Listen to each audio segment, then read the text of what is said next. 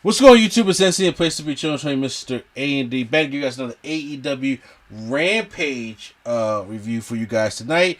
So I was excited, looking forward to Rampage. Obviously, it's the night one of the draft. So another like Smackdown and Rampage kind of go head to head indirectly. But joining me is not Deion Sanders with Primetime. What's up? What's up? And, of course, the man, the myth, the reality revolutionary. The first time we got him on an AEW anything review. The man with reality. I saw the pay-per-view. What was that, last week, I believe? I saw that. I wanted to be a part of the review, but I forgot to tell you that I saw it. But I did see it, and I enjoyed it. Wow. Oh, look. Next week is the anniversary show because they come into our home. They come into Philly. Oh God, I won't even be here next week. Where you going? I'm going to Tampa for a rap competition at this thing. I'll tell you off. I'm about to say that's how big you got because now you just traveling. We don't even know no more. Ain't that about it? I used to know all the tour dates. Now I don't can't name one. Got you. Well. They come to the Leah Course Center, the city of brotherly love, sisterly affection, and the home of extreme. Leah Course Center. So, yeah, the Leah Course Center. Even though I really think they can sell out Wells Fargo, but I don't think they want to touch the WWE property because that's WWE goes. I think they just stay in their lane and use the smaller arenas, the more intimate. I mean, yeah, cool, but you don't think they can sell out Wells Fargo though? Yeah, they can sell out a football stadium. I think they just stay in their lane. I don't know. I think I just feel like the Leah Course Center is little though. Like, I think they like to do like the 6,000. They like the smaller stay around that. Okay, no, that's fine then. All power to them then. Like Leah Course Center holds what 4,000 or 5,000 people. Maybe. Yeah, so maybe. Yeah. I really don't know. Because, like I say, I mean, like it's bigger. It's because that's where Impact used to come, and I know Impact used to go to League Course Center because they couldn't sell out the Wells Fargo Center. Guys, that's the difference. Impact couldn't sell out the Wells Fargo Center where AEW can, but I see what Prime Time talking about that they would do their small intimate things, and then when I think. AEW's doing it the smart way. They're not trying to get ahead of themselves yet. Mm-hmm. Because when you get ahead of yourself, that's how you fall faster. That's how the WCW thing. So if they just doing the little small things right now, I think that would be the best way to do it. Yeah. Hey, we just got the 10-minute warning, by the way. Okay. Well, I might as well move on with this one. So let's go. The first also, match. Leah Course Center could hold 10,200 people. Oh wow. Okay. So yeah, it ain't that small then. Ain't that bad. We get the first matchup: Bryan Danielson taking on Nick. Jackson. Nick Anderson. Good lord, Nick Jackson. Did you say Anderson? Nah. Don't y'all Andre Chase me? Andre Chase.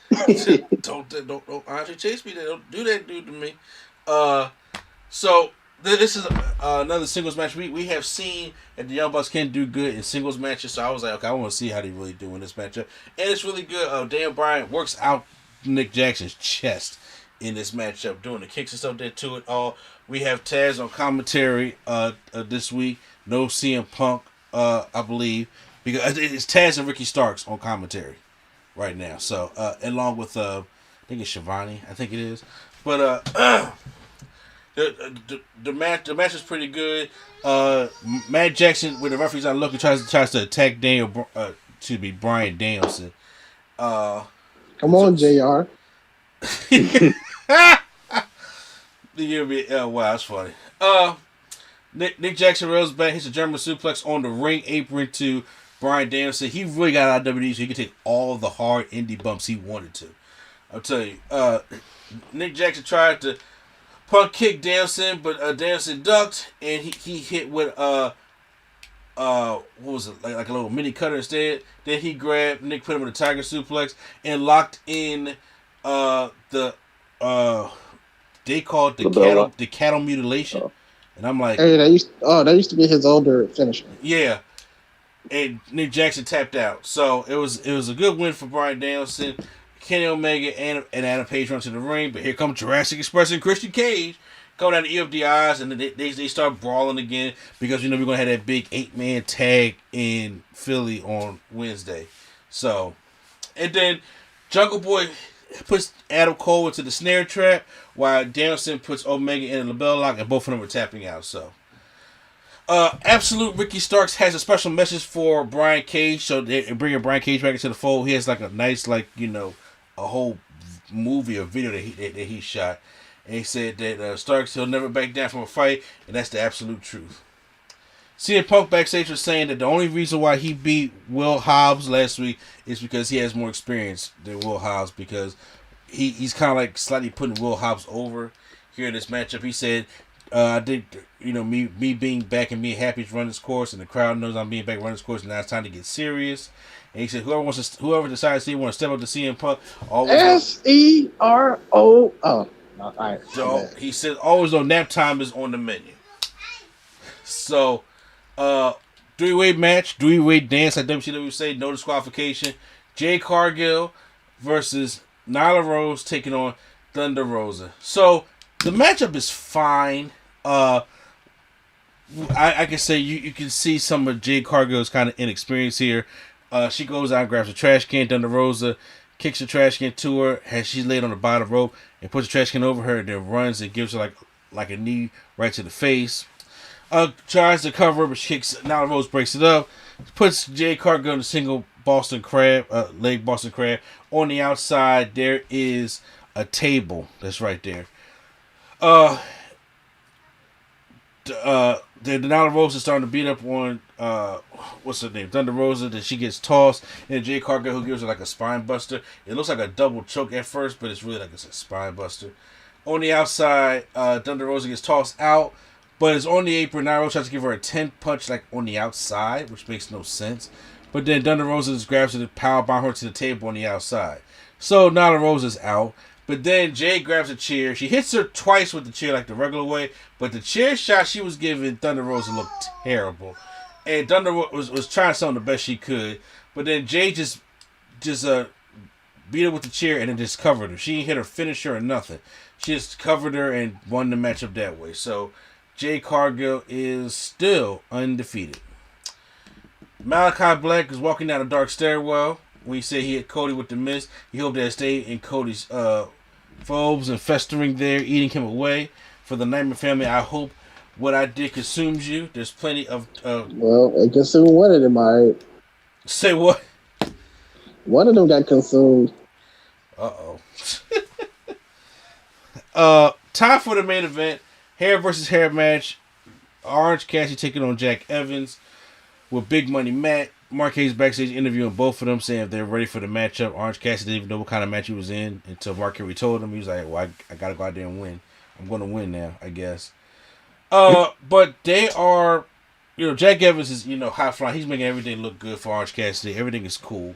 And the match is actually pretty exciting. But there was no drama to it. There was no heat behind it because you knew who was going to win the matchup, obviously. And it's like just a thrown together hair versus hair matchup.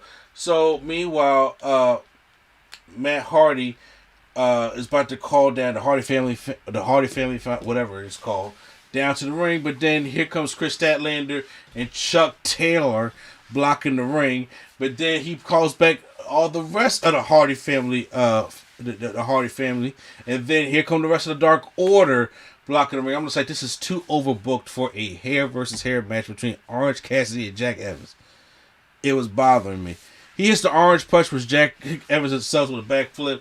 1, 2, 3. Orange Cassidy wins the matchup, and Jack Evans has to get his hair cut. So, after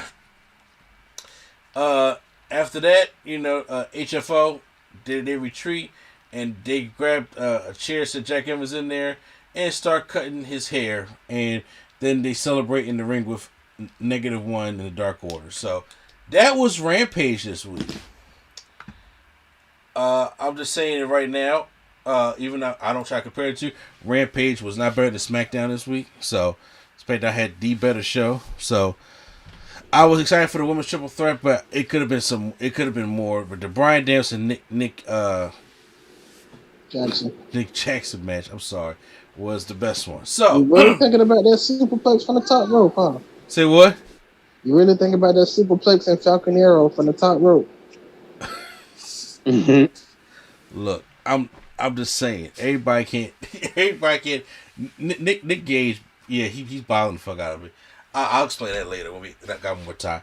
Post your comments down below. How'd you guys enjoy Rampage this week? Hit the like button if you guys enjoyed my review. Hit the subscribe button for more AEW reviews and Dynamite and the Midweek Wrestling War coming up next week. So once again, this is NC, the place to be. Chosen from Mr. A&D, not Deion Sanders for prime time.